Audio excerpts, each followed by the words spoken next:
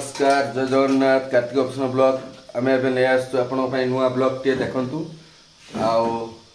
IT शुणिक आम सुरेश माछ रांधुंट आज आम देसी माछ भाकुर माछ को टमाटो देखिए हम गरम भात रोषे रमाई ये रोषे कर भात रोषे कर रमाई ठिया ये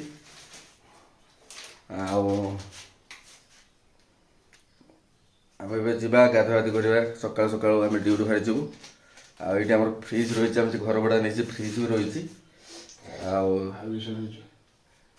ये आमर पड़ो माछ मंजी जेटा कहते बिहन माछ मंजी ताकू शुणिक आमर ये हम आपण मानक देखा देखु ये आलू गोटा माछ तरकारी हम ये माछ भजा आठ माछ बिहन अच्छे मंजी जेटा अच्छी ताकू अच्छी आमर सब ये सब रही रोषेर सामग्री जिनस सब रही बेसन पड़ला पचना बिहन देहरे केमी हम देखु पूरा शुणिया ताधे शुणिया आमर अलग प्रकार शुणिका आमर मंजीटा को शुणिका छणा जीव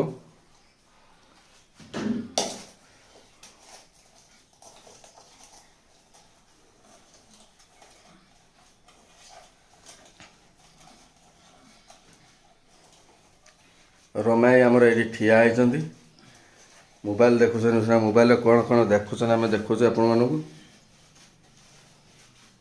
कौन देखु मुवी एवं देखुं मुवी देखु एवं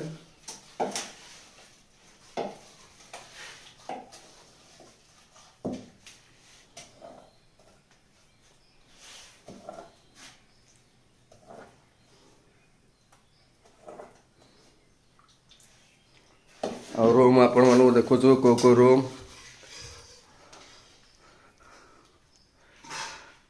यहाँ देखु यहाँ मोर ये बेडरूम यहाँ ये मुझे शुचु ये रमाई शुचु आए सुरेश भाई कईटू शुचु आप देखु सुरेश भाई ये घर शुचि अंधार अच्छी ये घर शुचु सुरेश भाई घर शुचि सब पड़ी सोफा सेट पड़ी बसापी सुविधा अच्छी एपटे बाड़ी पट यहाँ भी आपण मन देखा भी आम जी घर भड़ा नहीं कुकुड़ा फार्म भी अच्छी ये आम ठिया यहाँ पट्टिक ये वागनर गाड़ी आम ठिया गाड़ीटा पानी टांकी से अच्छी गाधिया सुविधा अच्छी किसी टेंशन भी ना ये गणेश बाबा जो गणेश बाबा अच्छा ये फूल अच्छी पूजा चलती सकाल चलती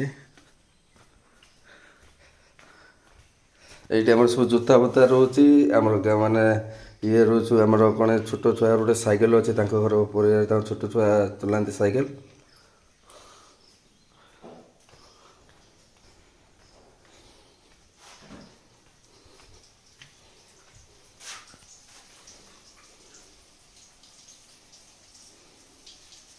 पढ़ी सारे भाई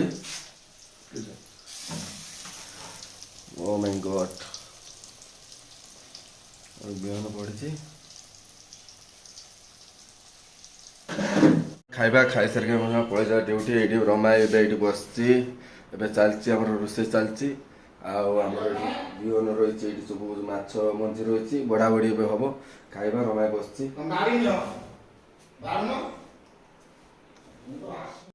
माछ तरकारी रमाई बाढ़े खाइबार भात माछ मंजी ये सब आम खाइबे बसवे देखु खाइबा स्टार्ट हम खाई सारा जना पड़े केत पार्टी बस आईस कौन लंका शुक्ला ना खाली गुंड ना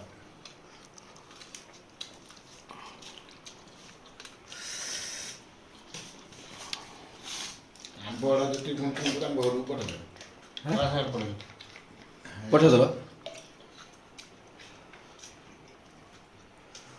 पठेदेल किए खाए ना भाज गुड़ा पड़े आंब गुड़ा सुरेश गुटे दिले मुझे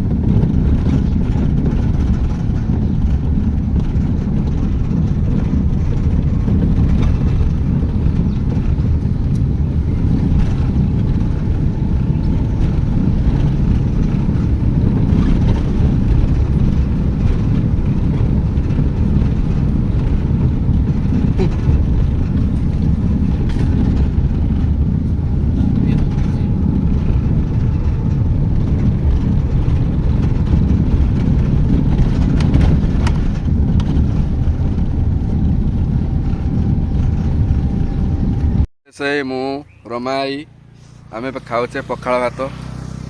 ଏବେ ଆମେ ପଖାଳ ଭାତ ସହିତ ତାର ସ୍ପେଶାଲ ଖାଦ୍ୟ ପିଆଜ ଆମ୍ବ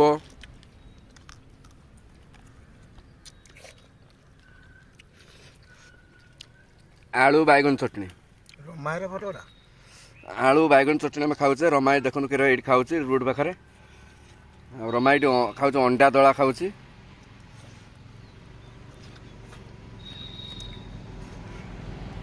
ଖାଇବା ବହୁତ ଟେଷ୍ଟ ହେଇଛି। ଏହିପରି ପଖାଳ ଭାତକୁ ତାର ଯେ ମଜା। ଏଇଟା ଆମ ଘରକୁ ପଠେଇବ ନା? ସବୁ ପଠାচ্ছে ୟୁଟ୍ୟୁବ୍ ମାରି ଚ୍ୟାନେଲ୍ ଦେଖି ଡାଇରେକ୍ଟ ପଡ଼ିବ। ସବସ୍କ୍ରାଇବ୍ କରିବେ, ଲାଇକ୍ କରିବେ, ସେୟାର କରିବେ, ସବୁ କରିବେ। ଘର ପାଖରେ କହିବେ ଭିଡ଼ିଓ ପଡ଼ିବ ୟୁଟ୍ୟୁବ୍ ଚ୍ୟାନେଲ୍ରେ ପଡ଼ିବ ଆମର।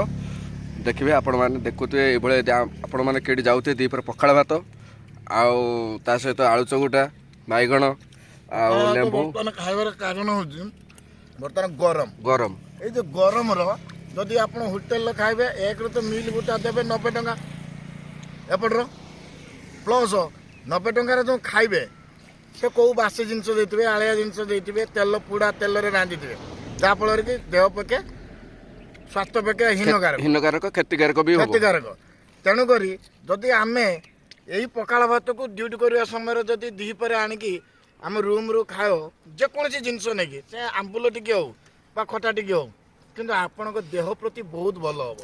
ତେଣୁ ଆପଣମାନଙ୍କୁ ମୁଁ ଯେହେତୁ ଓଡ଼ିଆ ପିଲା ଓଡ଼ିଶା ଛୁଆ, ତେଣୁ ପଖାଳ ଖାଇବାଟା ନିହାତି ଜରୁରୀ। ଆଉ ଦିପରେ ଗରମ ଦିନରେ, ବିଶେଷ କରି ଗରମ ଦିନରେ ଆଉ ଖାଆନ୍ତୁ, ତାର ମଜା ନିଅନ୍ତୁ। ପଖାଳ ଦିବସକୁ ଭୁଲିଯିବେ। ପଖାଳ ଦିବସ ତ ଅନ୍ୟାନ୍ୟ ଆଇଟମ୍, ଯାବତୀୟ ଆଇଟମ୍, ସେ ଆଇଟମ୍ ଦରକାର ନାହିଁ।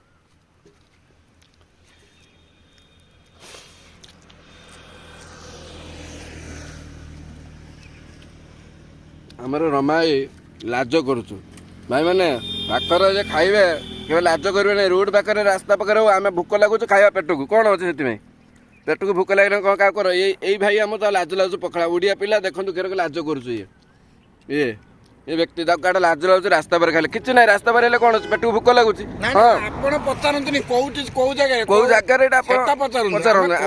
ଖାଉଛୁ କେତେ ଦେଖନ୍ତୁ। ହଁ, ବାସ୍। ଆମେ ବି ଭାଇ ଫୋର୍ ହ୍ୱିଲର ନେଇକି ଆସିଛେ, ଆମେ ବି ଖାଉଛେ। ତା ମାନେ କ'ଣ ଆମେ ବି କୌଣସି କୋଟିପତି ନୁହଁ। ଆମକୁ ବି ଭୋକ ଲାଗିଲା ଭାଇ ଆମେ ଖାଉଛେ, ଆମେ ବି ଫୋର୍ ହ୍ୱିଲର ଚଲାଉଛେ, ଗାଡ଼ି ବି ଚଲାଉଛେ, ସବୁ ଅଛି ଆମ ପାଖରେ। ଫିର୍ ବି ଆପଣ ଭାବିବେନି ଯେ ଆମେ ଯାଉଛେ କି ସେମିତି କିଛି ନାହିଁ। ଧନୀ ଲୋକ ବି ଖାଇବେ, ଗରିବ ଯୋଉ ଲୋକ ଜାଗାରେ ଖାଉଛୁ ଆପଣ କ'ଣ ସେଇଠୁ ଆସିକି ଖାଇପାରିବେ? ଖାଇପାରିବେ କି? ଖାଇପାରିବେନି। ତେଣୁ ଜାଗାରେ ନା ଆପଣ ବୁଝନ୍ତୁ, କେବଳ ଚିନ୍ତା କରନ୍ତୁ ଗରମ ଦିନରେ ପଖାଳ ଖାଇବା, ଦହି ପିଇବା, ତୋରାଣୀ ପିଇବା, ଥଣ୍ଡା ଜଳ ପିଇବା, ବୁଝିପାରୁଛନ୍ତି, ସର୍ବତ ପିଇବା। ଏଇ ସବୁ ଜିନିଷ ଗରମ ଦିନରେ ପିଇ ଅଂଶୁଘାତରୁ ରକ୍ଷା ପାଆନ୍ତୁ। ଆମେ ହେଲେ ବାଲେଶ୍ୱର ପିଲା, ଖାଇବାରେ ମଜା ବି ଆପଣ ଜାଣିଥିବେ କେମିତି କ'ଣ। ଏଇଟା କହିଦେଲୁ ବାଲେଶ୍ୱର, ଘର ହେଉଛି ବାଲେଶ୍ୱର, ଆପଣମାନଙ୍କୁ ବି କହିଦେଲୁ।